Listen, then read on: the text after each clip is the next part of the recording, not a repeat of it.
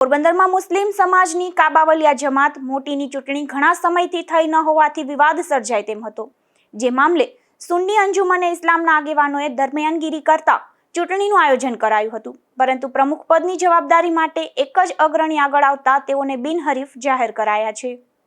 પોરબંદરમાં મુસ્લિમ સમાજની નાની મોટી અનેક જમાતો આવેલી છે, જેમાં કાબાવલિયા જમાત મોટીની ચૂંટણી ઘણા વર્ષોથી થઈ ન હોવાથી વિવાદ સર્જાય તેમ હતો। ખાસ કરીને સમાજના યુવાનોમાં ચૂંટણી ન થતા નારાજગી જોવા મળતી હતી। જે મામલે જમાતના યુવાનોએ મુસ્લિમ સમાજની સર્વોચ્ચ સંસ્થા સુન્ની અંજુમન ઇસ્લામનો સંપર્ક કર્યો હતો। આથી અંજુમને ઇસ્લામના આગેવાનોએ ખૂબ જહેમત ઉઠાવી કોઈ વિવાદ કે કોઈને મનદુખ ન સર્જાય તે રીતે કાર્યવાહી હાથ ધરી હતી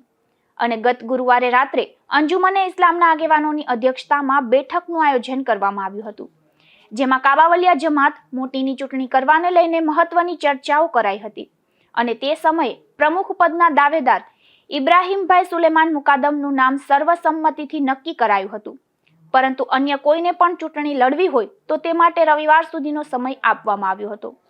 પરંતુ ઇબ્રાહીમભાઈ સામે અન્ય કોઈ ઉમેદવાર ચૂંટણી લડવા આગળ ન આવતા ઇબ્રાહીમભાઈ અને તેઓની પેનલના 11 સભ્યોને બિનહરીફ જાહેર કરવામાં આવ્યા હતા।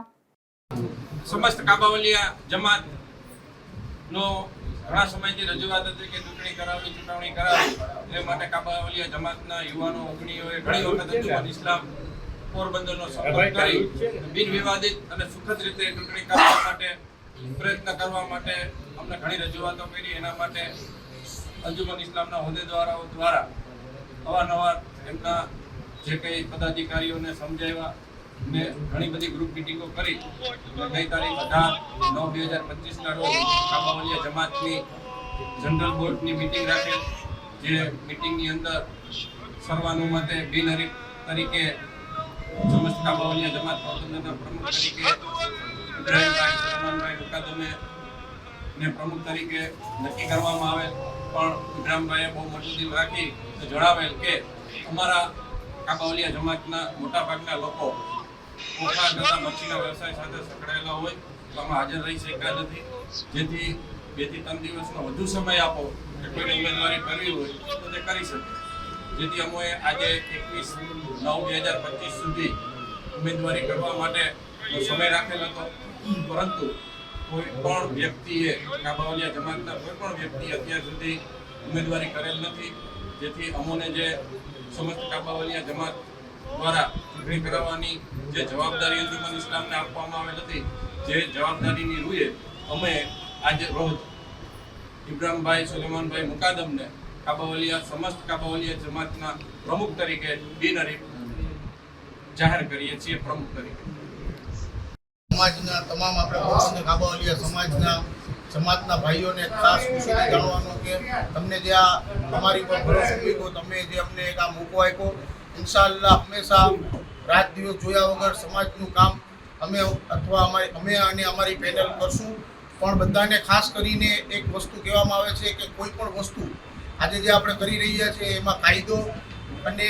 ખાસ કરીને જે